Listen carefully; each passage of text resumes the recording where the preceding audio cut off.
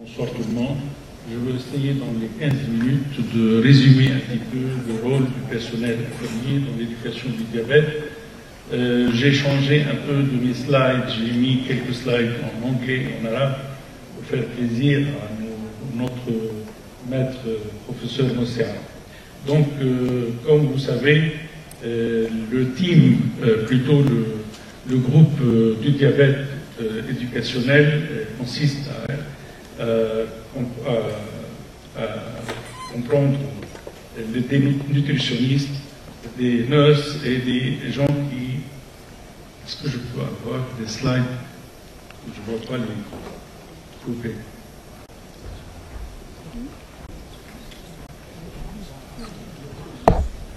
Et on a fait l'étude sur 240 patients pendant 1 an et demi.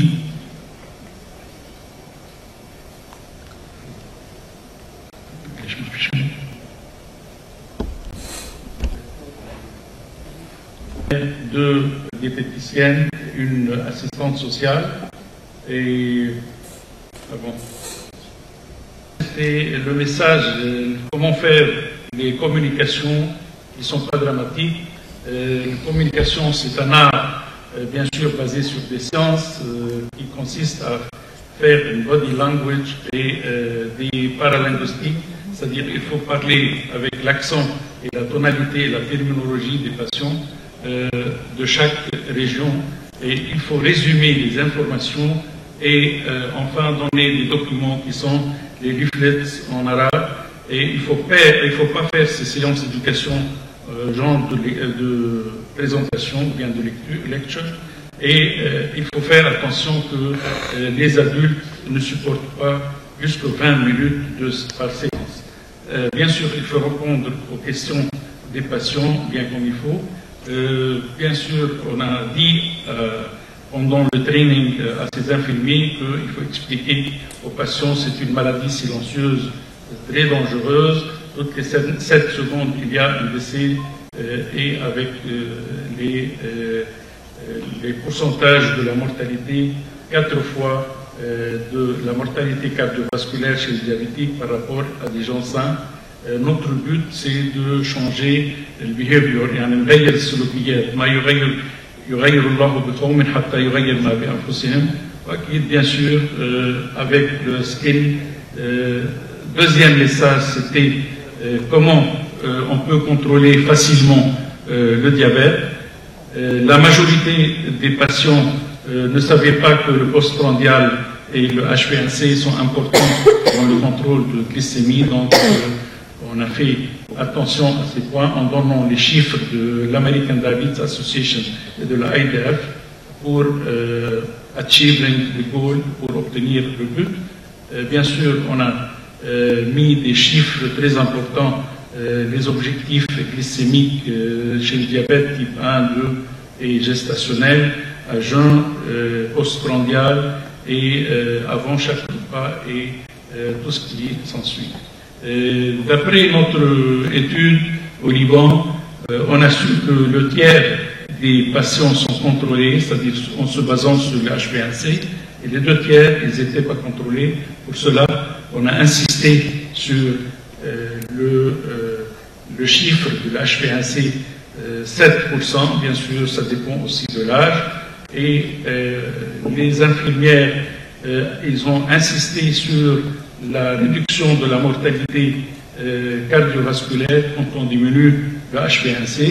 Et en se basant sur ce schéma, il montre que on peut contrôler le diabète en diminuant le HbA1c 1%, on peut diminuer 21% la totale mortalité, 37% les problèmes cardiovasculaires et les MI 14%. Donc, il faut toujours expliquer aux malades que le HbA1c au-dessous de 7, c'est un résultat qui n'est pas bon. Et plus que ça, bien sûr, il y a des complications. Au-dessous de 7%, c'est un bon résultat pour prévenir les complications. Le message 4, éviter les complications. Bien sûr, l'hyperglycémie est très important pour avoir des complications micro- et macrovasculaires. Et bien sûr, l'iceberg, tout ce qui est au-dessous, c'est vraiment très dangereux, ce sont des complications et il faut les prévenir en ajustant la glycémie, bien sûr, en faisant attention sur les chiffres de la HbA1c et de le fasting et post-prandial. Le message qui est très important, c'est l'hypoglycémie. Bien sûr, on a défini l'hypoglycémie du glucose inférieur à 70 mg par décilitre et on a expliqué les symptômes d'hypoglycémie, bien sûr en arabe, qui sont les tremblements, les signes neurogènes, c'est-à-dire les signes rapides, soit tremblements, palpitations,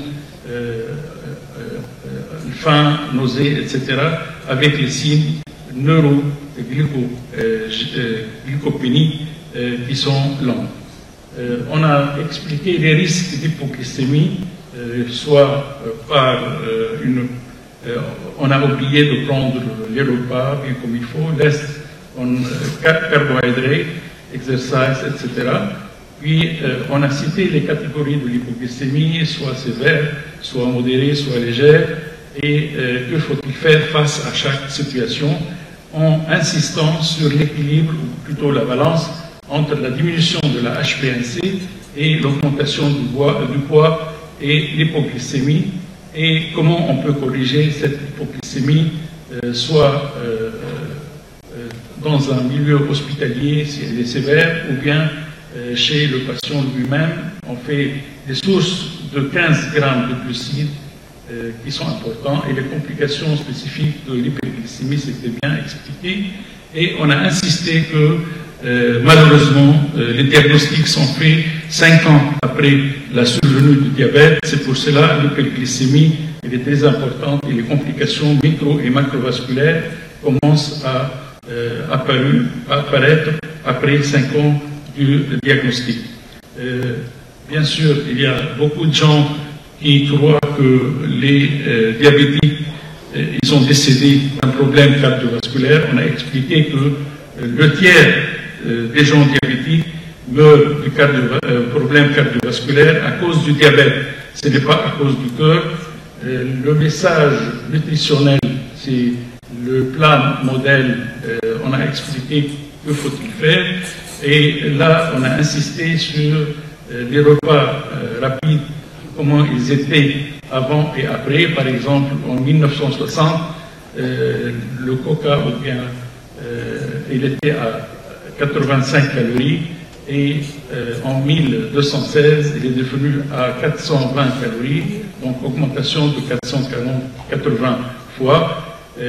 Aussi les frites, en 1960, ils étaient à 210 calories, en 2016, ils sont devenus à 580 calories, donc augmentation de 250%, et le McDo,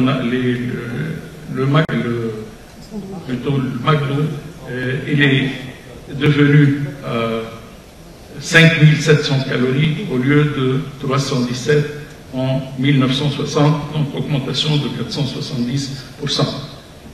Bien sûr, il faut faire attention au repas des enfants et il faut faire un ajustement du diet qui comprend 60 à 10% de carbohydrates, des fruits et des végétations. L'activité physique, on a insisté sur 30 minutes par jour et voilà, le manque d'activité physique a changé le screen et le ventre. Bien sûr, il y a un changement de lifestyle et on a insisté sur le traitement de chaque patient. Pas tous les patients prennent le même traitement. Chaque patient a son propre médicament et le traitement et l'éducation sont trop reliés. Et l'objectif du traitement consiste à rapprocher le plus possible de la normoglycémie et d'éviter les hypoglycémies et réduire l'incidence des complications à court et long terme et réduire la proportion de l'amputation des membres inférieurs et augmenter la conscience de soi et la responsabilité de faciliter l'acceptation de la maladie. Bien sûr, il faut faire attention au cours de la maladie qu'on essaie de la réduire médicalement et socialement. On a expliqué dans le training qu'est-ce que c'est le type 1 et le type 2, bien sûr, d'une façon scientifique. Et chez le type 1, on a insisté sur l'insulinothérapie, surtout le délai, plutôt le retard de prendre l'insuline. Et le type 2, malheureusement, il y a un manque d'activité physique et des mesures nutritionnelles à respecter, en plus de médicaments. Et on peut donner l'insuline chez le type 2 pour ajuster le contrôle glycémique.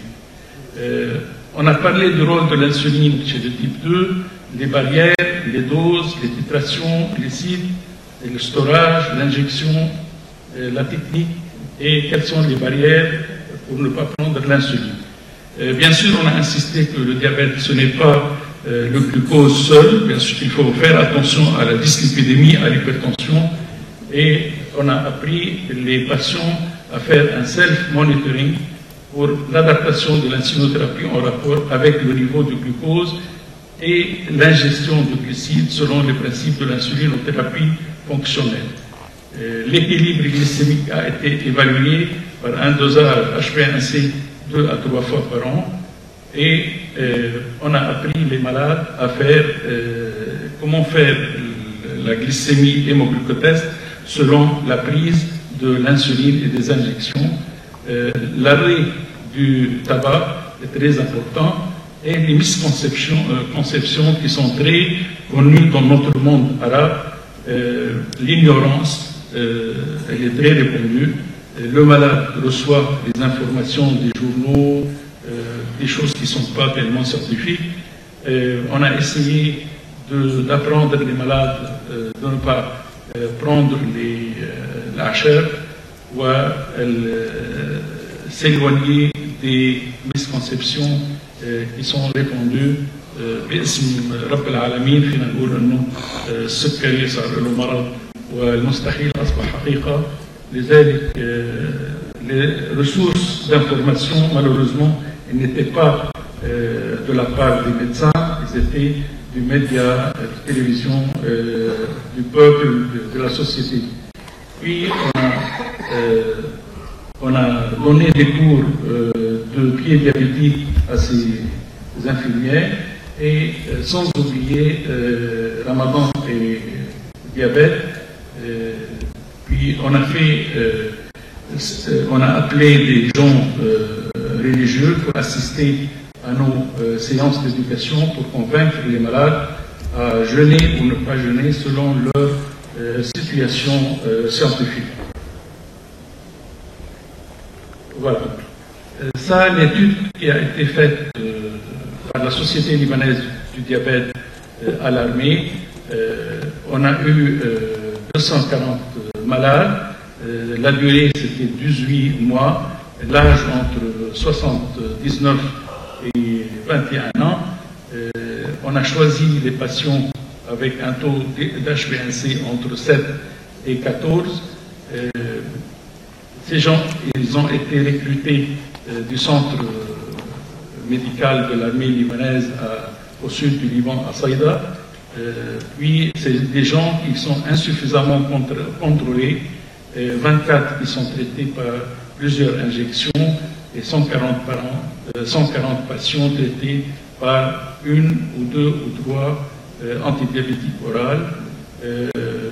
Puis, on a fait des questionnaires pour ces malades avant et après.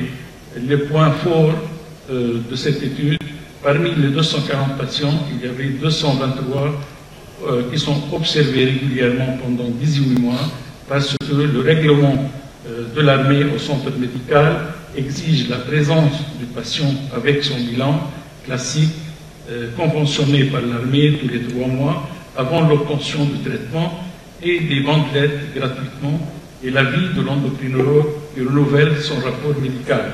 L'équipe de l'éducation infirmière, diététicienne, assistante sociale sont des fonctionnaires à l'armée.